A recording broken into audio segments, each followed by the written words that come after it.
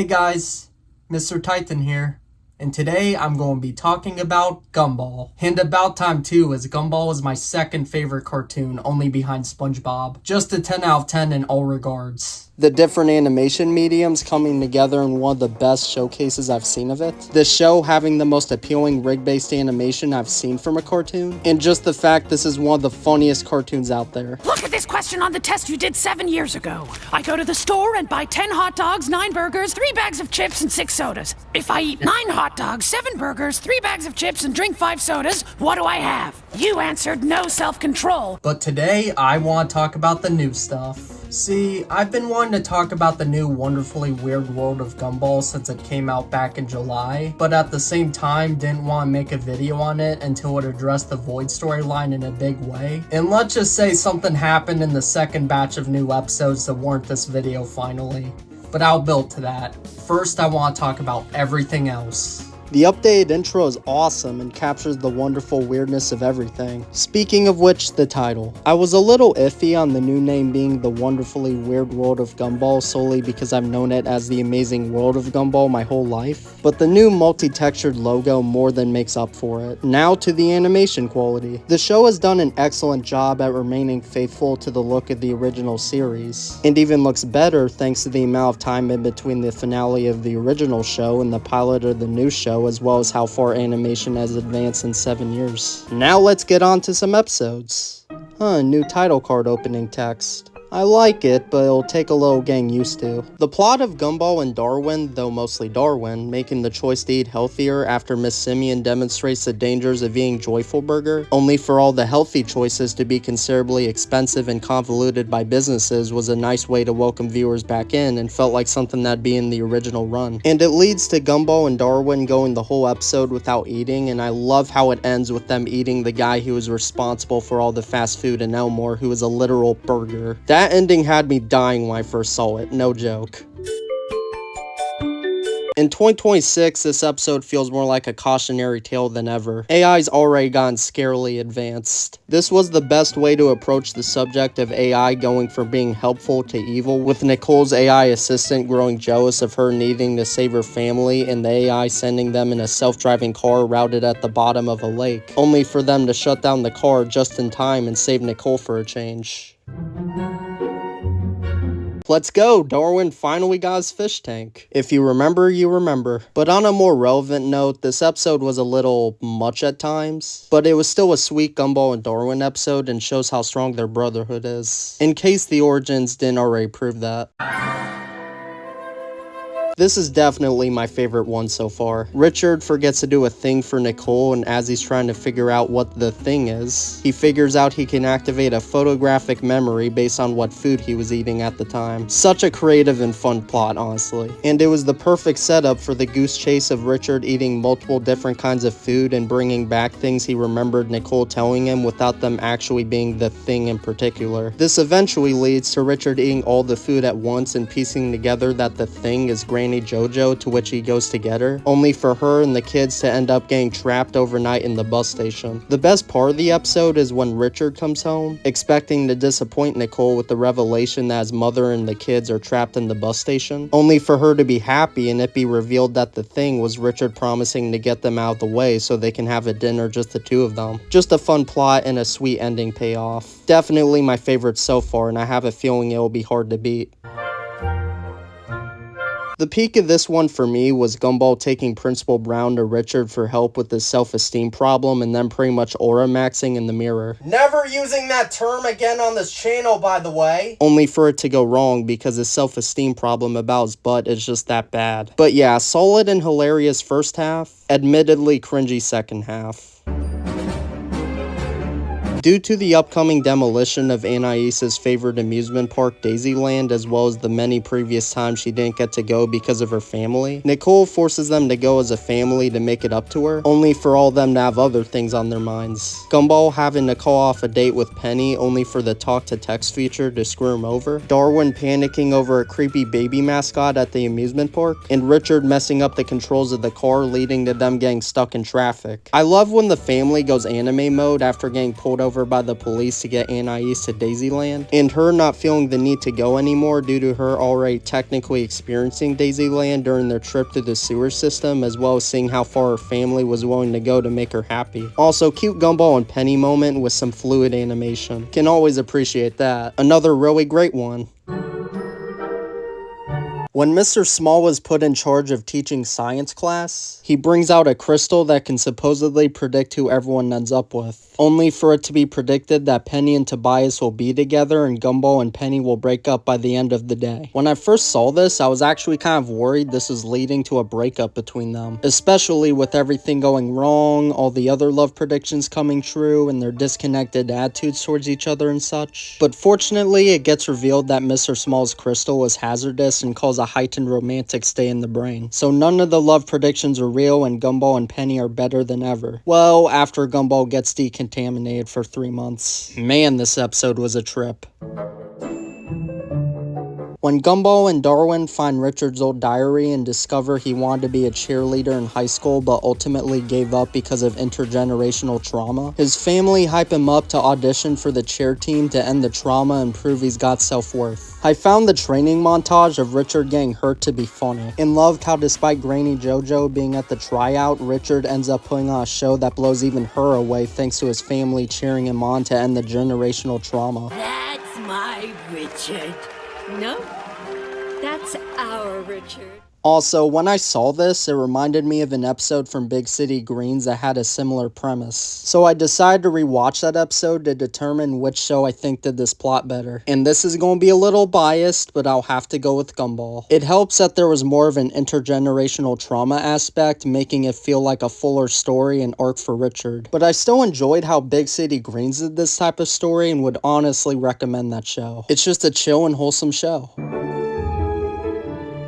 Just a reminder for the uninformed, Molly is a character who bores other characters with her dragged-on stories to the point where the world deemed her a mistake and sent her to the void. Actually a decently important character when you realize it took her absence for Gumball and Darwin to find the void in the first place. So when it's revealed that her stories are so boring that it can slow down time to a pause, it's just perfect Gumball shenanigans. Also, headcanon moment. I believe she got that ability from her time in the void, and them using this to their advantage to prepare for a fight with Tina was awesome, and cleared up confusion when I didn't see the 7 years worth of BO clip in the first episode. Also, considering they're both dinosaurs, it was cool to see Tina and Molly finally interact. I love how this is pretty much a big misunderstanding episode that even has a good bit of character development for Miss Simeon when it's revealed she used her own money to buy laptops for her class during budget cuts. This is definitely one of those episodes that I can't do justice. It's best to watch it for yourself. There is no way they made a character do the mewing TikTok trend.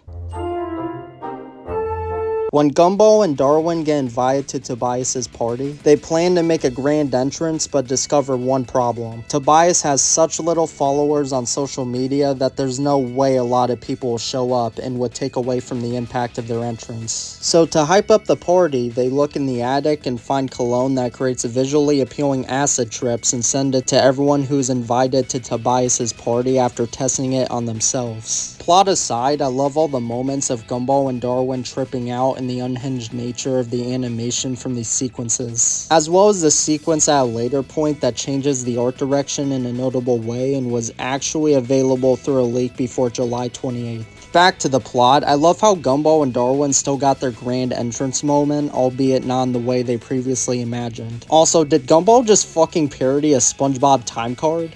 Twice? Epilogue.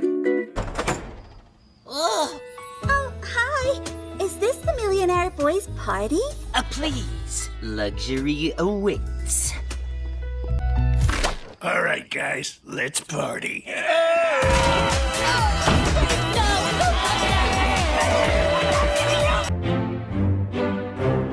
The first Darwin and Carrie-centric episode of the revival, and this was a nice one. When Darwin slips a love letter in Carrie's locker, he must get it back from her backpack when it's demonstrated in a scared straight sort of way that ghosts are so deprived of love that it will make them want to eat his face. Strange sentence, but just stick with me here. After getting the letter back and having it land in Hector's backpack when trying to get rid of it, a mix-up happens upon Hector giving it back, which angers Carrie into cursing the skull. Have to say, the animation here of Darwin running through the cursed hallway was beautiful in the most chaotic way. The mix-up eventually gets rectified with Darwin confessing what was in the love letter he wrote for Carrie despite the stakes of his face getting eaten, only for that to have just been another way of her saying make out. Pretty sus that she used Gumball's body for the kiss considering they're brothers, but in fairness, it wouldn't have been the first time she possessed him to do some crazy shit.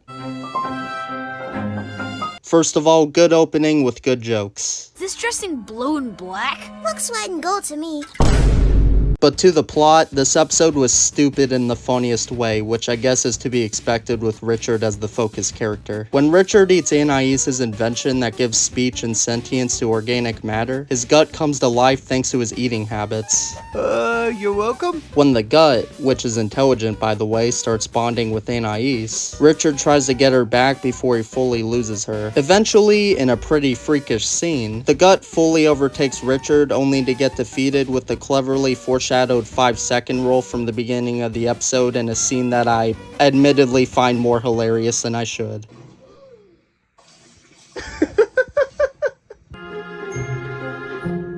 For some reason, this episode reminded me of the Brain episode from the original run. Think it has to do with Anais being medically impacted by stress from her family's stupidity. In this case, her developing wrinkles at 4 years old. I would break down this episode piece by piece, but the absolute peak of it was Darwin getting sent away to an academy to toughen him up, only for him to dominate the course with a smile on his face the whole time, much to the disbelief of the academy members who honor him. Tired of the same old food every day, Gumball grows envious of Masami's gourmet mac and cheese. So he goes over to her house to stay for dinner, but has to be taught their ways before he can get some mac and cheese. I love the callback to Nicole and Yuki's anime fight from season 4 of the original series, as well as the anime art style even briefly returning. And I do love the ending of Gumball and Nicole getting revenge on Yuki and the payoff of them getting to experience the mac and cheese after Masami's personal chef and butler quit. Finally, a Mr. Robinson episode. Just gonna say it now, I love Mr. Robinson. He's the Squidward to Gumball and Darwin's SpongeBob and Patrick, and his puppet rages are nothing short of hilarious. In many moments of this episode, namely Mr. Robinson dealing with a control malfunction, are peak comedy. During the worst heat wave known to January, can't relate by the way, the male Wattersons asked to use Mr. Robinson's pool after getting a taste of his air conditioning, to which he angrily says no. After trying to ask Margaret, first mistake there if you know her character, Margaret of all people. It's funny because I married a monster. Richard digs a tunnel underground to steal all the water from the pool to cool off, only for it to be right as Mr. Robinson has a change of heart and reveals he didn't let them use the pool because he got it for Rocky, but he never got to swim in it as he cries tears of yarn. Making the grumpy neighbor character a puppet was honestly the perfect route they could have taken. The Rocky part was phoned in a bit, but still adds depth to Mr. Robinson, as you can tell he cares about his son despite being both literally and figuratively toxic. Something some characters have only ever tried but failed to do. The episode ends, funnily enough, with Gumball, Darwin, and Richard attempting to fix the pole for Mr. Robinson and Rocky, only to just collage over it, ending on this funny shot of the 5 of them after jumping in. I love how this plot gets sprung on from Nicole wanting to replace a portrait of them that's been in their living room since season 1, even picking apart how weird they look in it. While trying to pose, the photo keeps getting interrupted by family members from both sides of the family coming in for the shot, and after some criminal shenanigans from Grandpa Frankie, the Wattersons get raided by the feds. The episode does have another funny enough ending. Definitely another favorite of mine. It's perfect. Actually, no, that's weird. We'll stick with the old one. This episode. I think Principal Brown puts it best. I think our job here is done, because we are definitely getting fired for this. I definitely related to Gumball here with that outsider vibe. It was cool to see them all temporarily come out of their shells just like Penny did, and a beautiful display of color and designs, as well as the sweet ending moral of feeling welcome. But more importantly to Gumball, karaoke. And that concludes my review of Season 7. It was very good and a proper continuation in almost every way. On to Season 8. Tobias, most likely to run for president. Jamie, most likely to never leave Elmore. Gumball, most likely to never amount to anything. Later.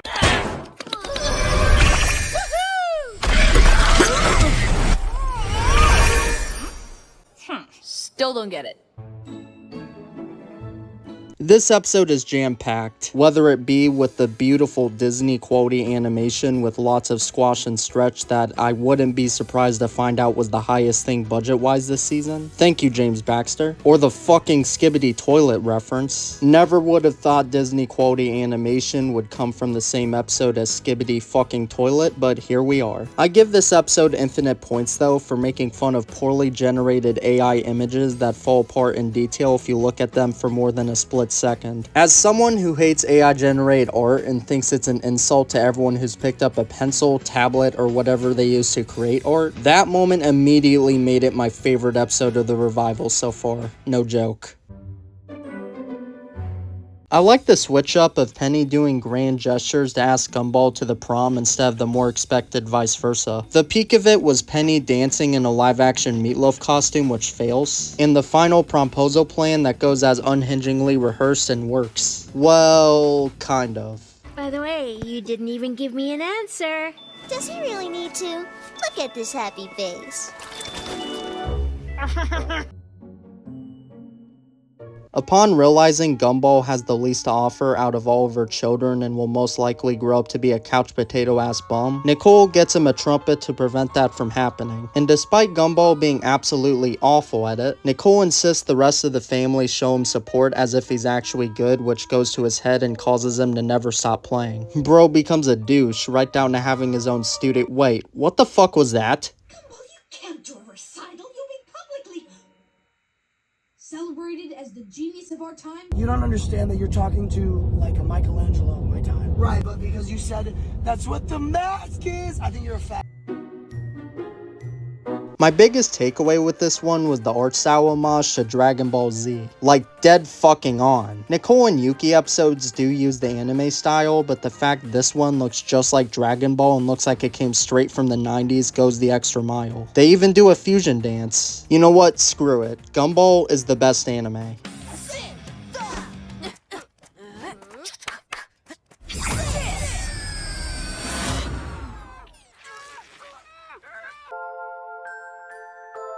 When there's a severe lack of Christmas cheer among the adults of Elmore, Gumball and Darwin borrow the Awesome Store van and spread the cursed items in it around town to make everything more festive. And it goes predictably wrong. I mean, it is the Awesome Store! After all.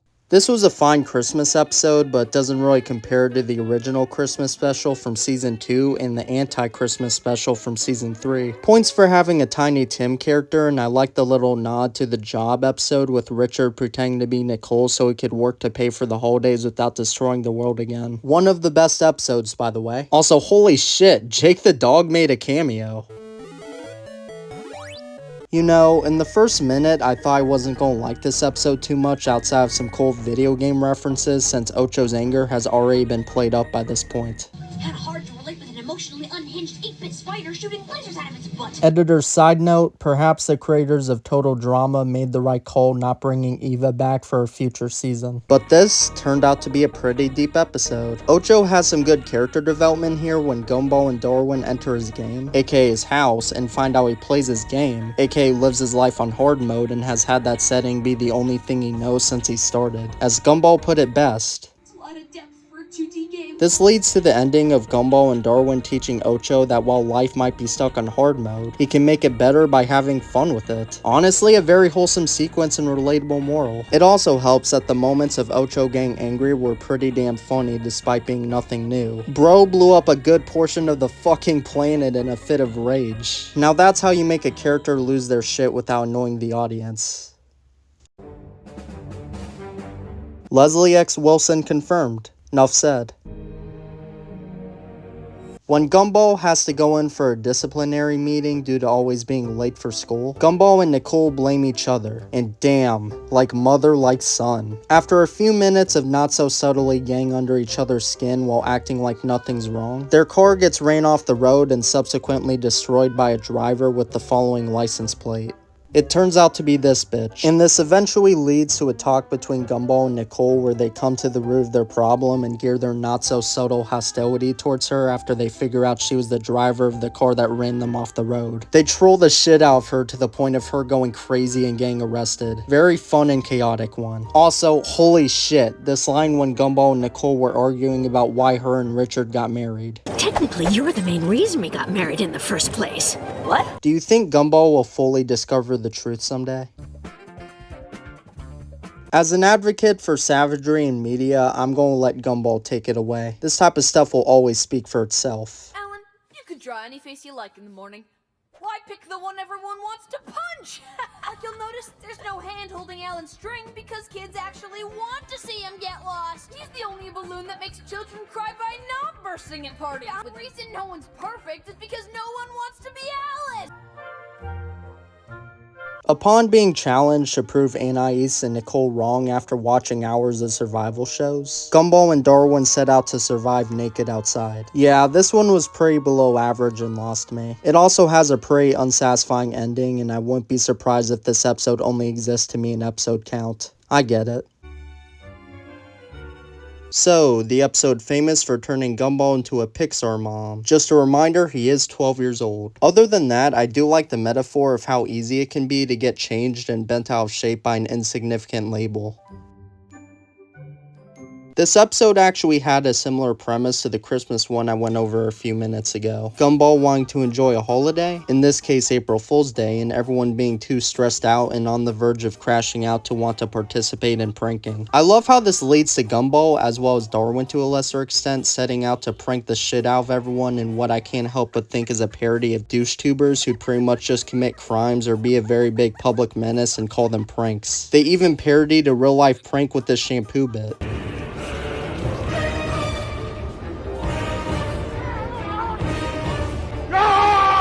After pissing off the whole town with their over-the-top pranks, they get brought to a place where Gumball is told to press a button to explode the town, only for it to have been a revenge prank. It was nice to see the town have fun with the holiday at the end, and it was a good way to wrap up this episode.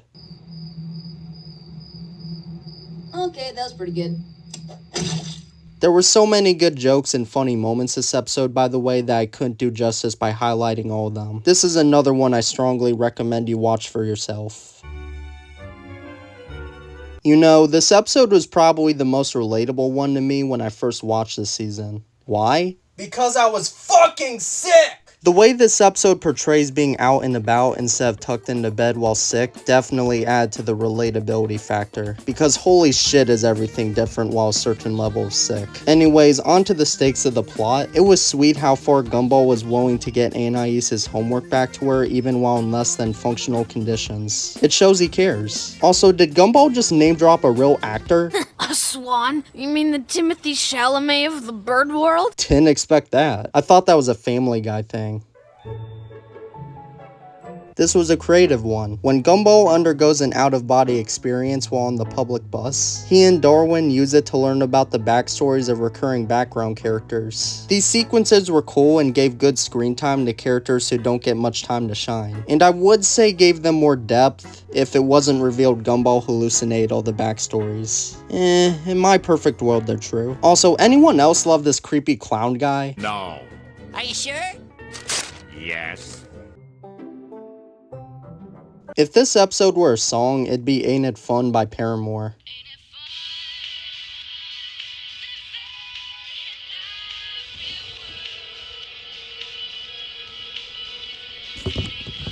Gumball's reaction in this scene is so real, by the way. My exact reaction. The messing with the TV settings bit was gold. I love it when they do bits like that. When Richard and Harold, aka Tobias's dad, make a bet on who can have the healthiest lifestyle monitored via a fitness tracker, Richard proves right off the bat he's not winning the bet unless his family helps him by wearing the tracker instead, only for all of them to fail in some fashion. Nicole being too angry and tested to relax, Gumball with performance anxiety, the tracker not applying to Darwin due to not having organs, which kinda glosses over Darwin growing lungs in the origins, but that's whatever, that's just a little plot hole, and Anais being a criminally slow runner. My favorite part of this episode is the Wattersons voiding the bet in the most Watterson way by intentionally doing so horrible with the tracker that it breaks itself, as well as faking Richard being in shape. Although it doesn't go exactly as planned, I like the defeat of Mr. Wilson. Now, can someone please come get me? I don't think we've got time for me to walk back to the house. Sure thing, sweetie.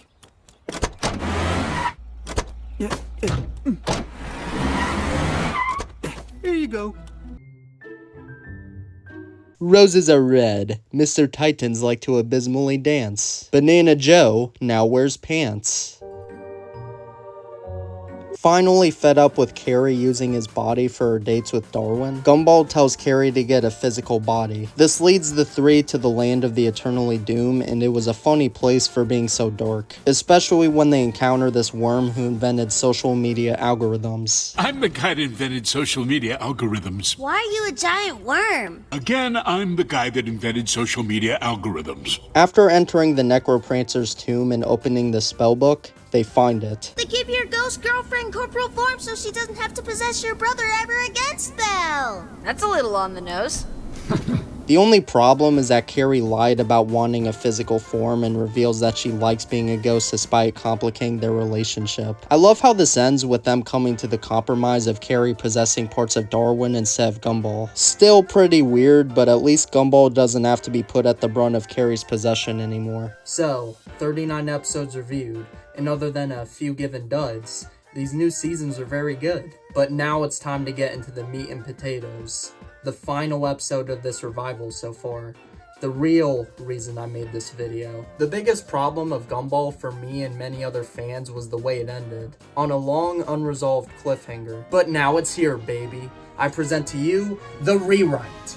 This episode begins perfectly with Gumball pointing out how their house lineup is impossible, which I didn't even notice until this episode. Wow. They then point out how they never aged despite having been on the air since I was around 6. I'm in my 20s now. They then note how their voices change every few seasons due to the previous voice actors growing up. My favorite part of them thinking of the plot holes in their lives is noting how their designs change between seasons 1 and 2. They've made jokes about their previous designs before, but never before has it been so direct. They then remember the original finale with Rob turning their classmates into humans, which leads them to question what happened to him. We then see Rob running to his new boss, the owner of the Awesome Store van. He then reveals to Rob that Gumball and Darwin are about to find the plot hole he left behind when he saved him from falling into the void.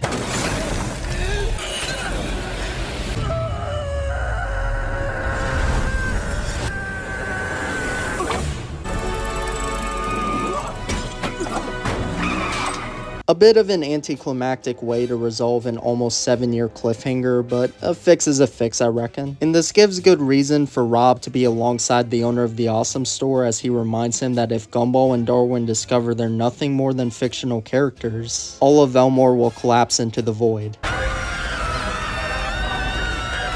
For the record, I hope this shot appears beyond Rob's imagination. Banana Barber painted it, so it has to come true, right? The Awesome Store owner, who I'm just going to call Shady Man from now on for simplicity, then brings out a laptop that will make whatever's typed into it come true. Shady Man and Rob attempt to use this script to prevent Gumball and Darwin from getting to school and discovering the truth, only to bring forth weirder chaos than usual, making them more suspicious. My favorite part of this sequence is Shady Man writing "and stuff" as an obstacle for Gumball and Darwin, and Rob inhaling out frustration before telling him that he has to stick to the continuity, otherwise the story won't make sense. As a writer, real. After messing up the geography of Elmore by accidentally making them all chase Gumball and Darwin, Rob and Shady Man make their way to the school, to which Shady Man asks Rob if he has any idea on how to fix a situation, to which Rob remembers that Gumball and Darwin see him as a villain, so in order to save them, he has to play that part. Wait,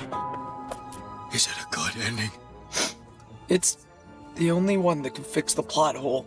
Upon Gumball and Darwin arriving at the school and finding Rob, and after a grand showdown that turns anticlimactic due to standards and practices stepping in, Rob falls into the void again. And that's that.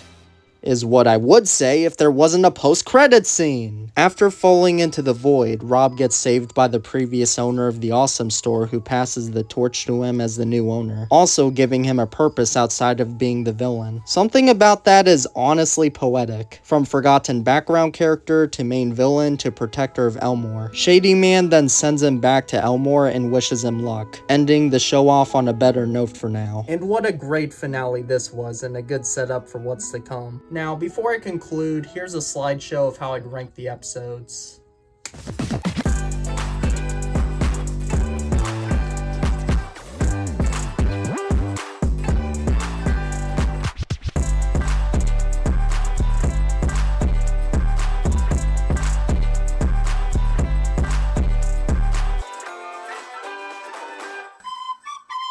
And that was my review of the wonderfully weird world of Gumball so far. If you enjoyed the video, please like, subscribe, and leave a comment letting me know what you think. And until next time, this has been Mr. Tyten. Have a great day. What the hell is that?